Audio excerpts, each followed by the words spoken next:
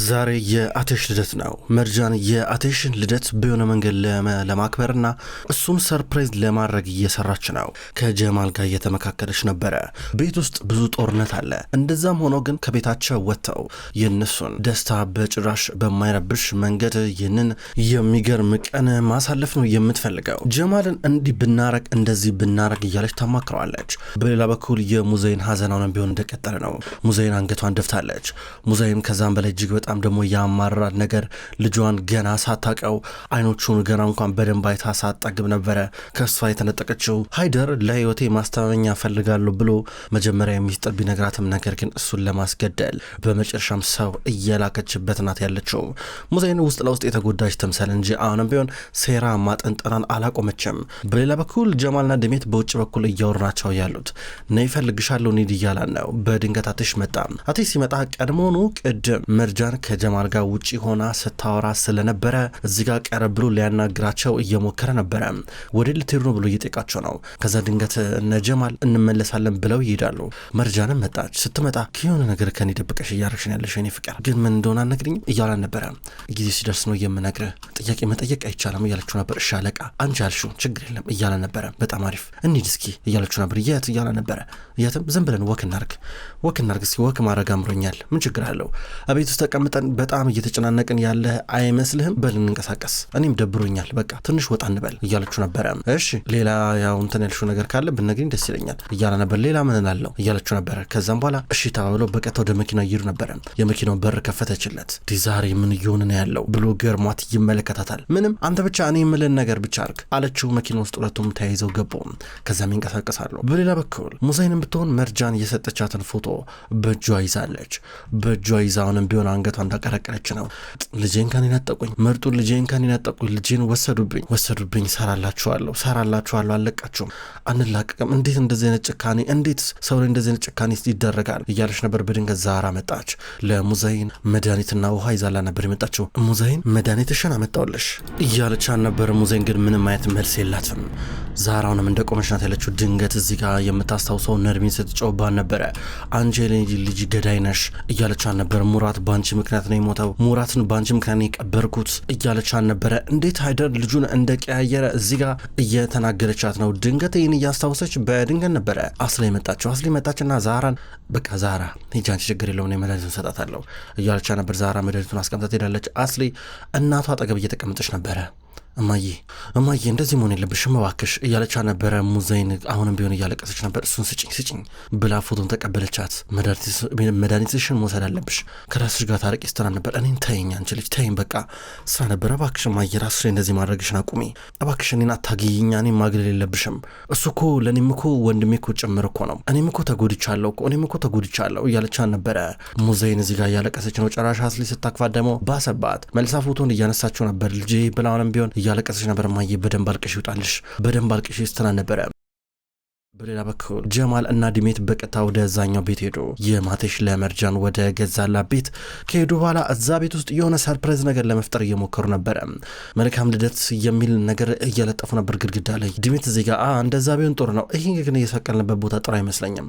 ማለት በመጀመሪያ ደረጃ ልክ ሰው ቤት ውስጥ እንደገባ ትኩረት መሳብ አለበት አይደል እንዴ እያለችው ነበር። እሺ እዚህ ጋር ቢሆን እያላን ነበረ። እንዲህ እያሉ እየተማከሩ ቤቱን ብዙ ነገር ማስተካከላቸውን ይቀጥላሉ። ቆማ እያየችው ነበረ። ከዛ በኋላ የሆነ ነገር ይዛ ነበር። አምጪው እስኪ እሱን እያላን ነበረ። ቆይ አንድ ጊዜ ያለችው አምጪው እያላን ነበረ። ሊቀበላት ነበር። አብረው እየተላፉ እያለ በድንገት ወደኋላ እየወደቀች እሱም ተከትሏት እየወደቀ ነበረ። አይን ለአይን እየተያዩ ናቸው። ለሰከንዶች ከተፋጠጡ በኋላ በድንገት ሁለቱም ብድግ አሉ፣ ተደነጋግጠዋል። ከዛ እሷም ዞር ብላ ታያለች፣ እሱም ዞር ብሎ ይመለከታታል። ሁለቱም በመካከላቸው የሆነ ነገር እንደተፈጠረ ገብቷቸዋል። በሌላ በኩል አቴሽና መርጃን ወደ ውጭ ከወጡ በኋላ መኪናቸውን የሆነ ቦታ አቁመውን ወክ እያደረጉ ናቸው። እዚህ ለምን እንደመጣ ልትነግሪኝ ትችያለሽ እያላን ነበረ። ጥያቄ መጠየቅ እንደሌለብን ተነጋግረን አልነበረ አለችው። እየጠየኩኝ አይደለም ግን ምክንያት ይኖራል ብዬ ነው ይላታል። ምክንያቶቹን እርሳቸው፣ ለምን እንዴት ምናምን የሚባል ነገር የለም። እስኪ ዛሬ ወጣ ብለን ሁለታችንም ብቻ የሚመለከተን ነገር እናድርግ። ተመልከት፣ እኔ እናንተ ብቻ፣ አቴሽና መርጃን የሚመለከታቸው ነገር ቢያንስ ለአንድ ቀን ብቻ። እሱ ነበረ ማለት እኮ አዲስ ነገር አይደለም። በእኔ ዓለም ውስጥ አንቺ ብቻ ነኮነሽ የምትገኘው። እኔ አንቺን ብቻ ነው የማውቀው እያላን ነበረ። የሆነ ነገር እንብላ አላት። ይቻላል አለችው። ከዛ በኋላ እዚህ ጋር በእጇ የሆነ ነገር ይዛለች። ከዛ ብይ ነበር ያዘችው። ትጫወታለህ ከኔ ጋር አብረኸኝ እያለችው ነበረ። እሺ አላት። ከዛ ብዩን አብረው እየተጫወቱ ነበረ። እዛው መንገድ ዳር ላይ ሆነው ብዮቹን ደርድረው መጫወታቸውን ቀጠሉ። እነሱ በሚገባቸው መንገድ አብረው እየተጫወቱ መደሰታቸውና መጫወታቸውን ይቀጥላሉ። ግን ደግሞ እንደዚህ እያደረጉ ያለ በድንገት የሆነ ሰው መጥቶ በርቀት ፎቶ እያነሳቸው ነው የሚገኘው። ፎቶ ያነሳቸዋል። መርጃን እየዘለለች እንደዚህ አቴሽን እያቀፈችው ሁለቱ ሲላፉ የሆነ ሰው ተደብቆ ፎቶ ማንሳቱን ይቀጥላል። የነዚር ሰው መሆን አለበት። አቴሽንና መርጃን ተጫውተው ከጨረሱ በኋላ ከደቂቃዎች በኋላ መንገድ ዳር ተቀምጠው ቁጭ ብለው ማውራት ጀመሩ። የሆነ ነገር ስናክ ነገር እዛው ገዙና ታሽጎ የሚሸጥ ነገር አብረው መብላታቸውን ይቀጥላሉ። አሁንም እያወሩ ነበረ፣ እየተጫወቱ ይበላሉ። ከዛ በቃ እንሂድ ተባብለው እየተራመዱ ነበረ። በሌላ በኩል ሙዛይን ግቢ ውስጥ ናት። ሙዛይን አሁንም ቢሆን ፎቶውን ይዛ እንደ ቆመች ናት ያለችው እዛው ግቢ ውስጥ ሆና። እዚህ ጋር ሙራት የሞተበትን ቦታ እየተመለከተች ነበር፣ የወደቀበትን ቦታ። ይሄን ቦታ እየተመለከተች እያለ ድንገት ነርሚን መጣች። ምን እያደረግሽ ነው? ይሄ አንቺ ጋር ምን ያረጋል ብላ ፎቶን ተቀበለች። እባክሽ ልጄን ፎቶ ስጪኝ፣ እባክሽ ልጄን አምጪው፣ ልጄን እንዳውቀው ልጄን እባክሽ አጨከኝብኝ ስራ ነበር። ምን ለማወቅ እየሞከርሽ ነው? ምን ለማወቅ መልሽልኝ እስኪ። ምንድን ነው? ትምህርት እንዳልተሳካለት እንደገና ደግሞ በአባቱ እንደሚደበደብ ይሄሉ ነገር ነው ማወቅ ፈልጊው? ሌላ ማወቅ ፈልጊው ነገር አለ? እንደገና ቶሎ እየሮጠ ወደ እኔ እንደሚመጣ ከዛም በኋላ እኔም በጣም ለሱ የተለየ ፍቅር እንደማሳየው ይሄን ነው ለማወቅ ፈልጊው? መልሽልኝ። ስሚ በጣም ብዙ ነገር ይቀርሻል። ሰማሽኝ አይደለ? ወይስ ምን አይነት ምግብ እንደሚወድ ልንገርሽ። በልጅነቱ ለምሳሌ በእንቁላል የተሰራ ስፓጌቲ እንደሚወድ፣ ዲዘርት እንደሚወድ፣ በጣም ብዙ ነገር እንደሚመቸው፣ እኔ መሰራለት ነገር በጣም እንደሚመቸው እንደሚወድ። ለምን? ምክንያቱም አንቺ ስለገደልሹ ማለት ነው። ስለገደልሹ ባገዩ ኖሮ ይሄ ሁሉ ነገር ከጊዜ በኋላ ታውቂ ነበረ። አይሻር ለምሳሌ ድመት በጣም እንደሚወድ ልንገርሽ። ድመት ነበረችው። በጣም የሚወዳት ድመት ስትሞትበት በጣም ብዙ ጊዜ አልቅሰው ነበረ ብላ ነገረቻት። አንቺ ምን ታውቂያለሽ? ምኑን ከምኑ ጀምረሽ ነው? ምኑን ከምኑ ተመረሽ ደግሞ ስለሱ መጨረሹ ማን ነገሮች በምን አውቀሽ ስትላን ነበረ። እዚህ ጋር ሙዛይንን እያሰደበቻን ነበረ። አንቺ ከሌላ ምንም አትለይም እያለቻን ነው። አንቺ ገዳይ ነሽ እያለቻን ነበረ። ሃይደር ባሌ ገዳይ ከሆነ አንቺም ገዳይ ነሽ። እኔ ነኝ እናቱ፣ አንቺ የሱ ገዳይ ነሽ። እኔ ነኝ እናቱ ስራ ነበር። እኔ አልገድልኩትም ብላ ሙዛይን ራሷን ትከላከላለች። ሙዛይን የበለጠ በነርቤ ንግግር ውስጧ እየተሰበረ ነገር ግን ለራሷ መከራከሯን ቀጠለች። በሙጥኝ እል ውስጥ ገብታ እንዴት እናት ልጇ ላይ በደል ታደርሳለች? እኔ በህይወት ቢኖር ኖሮ አሳይሽ ነበረ፣ ነገር ግን እናቷ አይደለው ምን እያለቻት ነበረ። ልቀቂ፣ አንዱን ፎቶን አምጪው ብላ ተቀበለቻት። እዚህ ጋር ሁለት ሴቶች ፎቶን እየተጓተቱት ነበረ። አንደኛዋ ሌላኛዋን ፎቶን ለመቀበል በምታደርገው ጥረት ከዛ በድንገት ፎቶ ይበጨቃል። ሲበጨቅ ሁለቱም ደንግጠው ፎቶን ለቀቁ። ቶሎ ብላ ነበረ ሙዛይን ፎቶን ከወደቀበት ያነሳችው። ፎቶ ለወረት ተቆረጠ። ከዚህ በኋላ ፎቶ ዳግመኛ ላንቺ አልሰጥሽም ስራ ነበረ። ሲጀመር ልጅሽን በስነ ስርዓት እንኳን ያልጠበቅሽ ስለሱ የሚመለከት ነገር ምን ልጠብቂ ትችያለሽ? ስራ ነበረ። እኔማ ጠብቀው ነበረ እያለች ነው ነርሚን። ምንም አታመጭም ብላ ጥላት ትሄዳለች።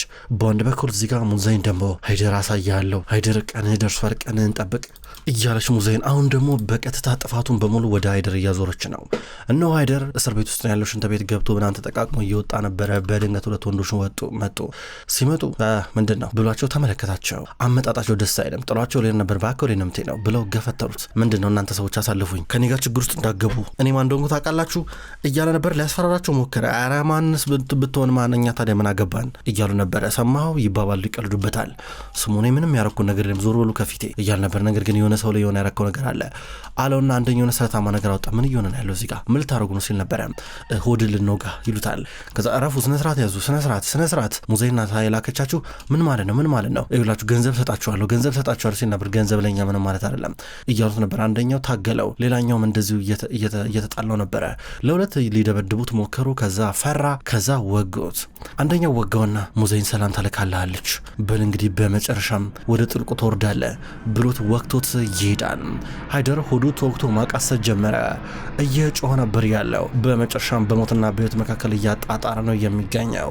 እስር ቤት ውስጥ ምን እየሆነ እንዳለ የሚያውቁት እነ መርጃንና እነ አተሽ ምርጥ ጊዜ እያሳለፉ ናቸው። አሁን ደግሞ ሰፈር ለሰፈር ውስጥ ለውስጥ ወክ እያረጉ ያለ በድንገት መርጃን የሆነ ግቢ አጥር ስር ያለ ዛፍ አለ፣ ብርቱካን ፍሬ ያለው። የብርቱካን ፍሬውን ልትበላ ነበር የፈለገችው። ከዛ በኋላ ልታወርድ ፈለገች። እሱ እሽኮኮ አረጋት። ከዛ በዱላ ነገር እየመታች ልታወርድ ነው። ምንም አልሆነላትም፣ አልተሳካም። አይ በቃ እንገዛለን ይባባላሉ። ልሞክር እባክህ ልጅ ናይ ትወርቅ ያለሽ እያለ ነበረ። ከዛውንም ቢወካቸው ማድረጋቸውን ቀጠለው። ከዛም ወደ መኪናቸው ጋር መጡ። ከዛ እሷም የሆነ ቦታ እንሂድ ብላ አሁን በቀጥታ ወደ ሰርፕራይዙ ልታመራ ነው። ዛሬ ደስ የሚል ሰርፕራይዝ አለኝ ላንተ የሚሆን ቢሆን እያለችው ነበረ። ከዛ እሱ ምንድነው ይላታል። ቆይ ጠብቅ እያለችው ነበረ። ከዛ ልጆች የሆነ ጨዋታ ሲጫወቱ እየተመለከተ እዚህ ጋር መርጃንን እንዲሁም እህቱን ኤሉል እያስታወሰ ነበር። ከዛ እሱን ጨዋታ አብሮ መጫወት ቀጠሉ። በላ በኩል ዲሜትና ጀማልም ቢሆን ልክ እንደነ መርጃን ሁሉ እዛ ቤት ውስጥ ጥሩ ጊዜ እያሳለፉ ናቸው የሚገኙት። አሁን እዚህ ጋር ዲሜት ሻይ አፍልታ ከሆነ የሚበላ ኩኪስ ጋር ይዛ እየመጣች ነበረ። ከዛም በኋላ ይህን ብላ እያለች ታቀርብለታለች። ሁለቱም ቁጭ ብለው አብረው መብላታቸውን ቀጠሉ። አቴሽና መርጃናንም ወክ ማድረጋቸውን ይቀጥላሉ። አሪፍ ጊዜ እያሳለፉ ነበረ ብቻቸውን ብቻ ሆነው ቀኑ ሙሉ እንደዚህ ሲዞሩ እያሉ አሁንም ቢሆን እየተከታተለ ፎቶ የሚያነሳቸው ሰው አሁንም ቢሆን ይከተላቸዋል። በሌላ በኩል ነዚር አሁንም ቢሆን ተስፋ አልቆረጠም። ነዚር ስልክ እየተደወለልን ነው። በባህር ዳርቻ ተቀምጠው ሄለው ሁሉ ነገር ዝግጁ?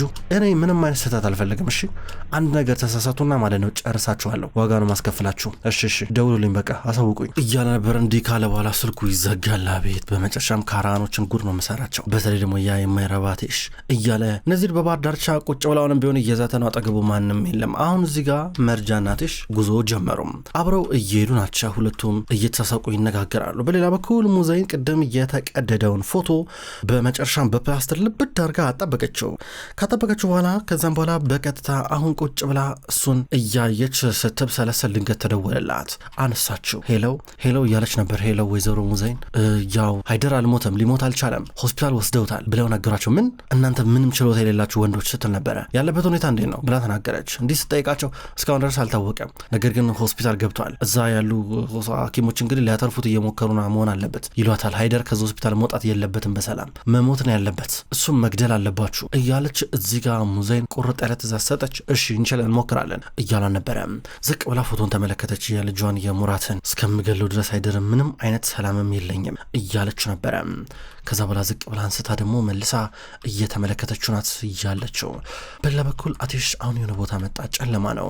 ከዛ እዚህ ጋር መርጃን አብራው ከመኪና እየወረደች ነው። ከመኪና ከወረደች በኋላ ቶሎ ብላ ገባች። ዛሬ ብዙ ነገር ነው የገዛ ነው እያለ እየገባ ነበረ። ቤቱ በጨለማ ተውጧል። ምንም መብራት የለም። ደግሞ የሆነ እግር ኮቴ ይሰማል። ማን የመጣው እያለ ነበረ። ሽጉጡን አወጣ ከመኪና ውስጥ ደብቆ ወደ ግቢው እየገባ ነበረ። ጭር ብሏል። ያ ባለፈው ለታ ለሷ እየገዛላት ቤት ነበረ። ፍጥጥ ብሎ ተመለከተ። ምንም ነገር የለም። እንዲህ ሰው ሁሉ የለም እንዴ እያለ ነበር። ድንገት የሆነ ልጅ አገኘው።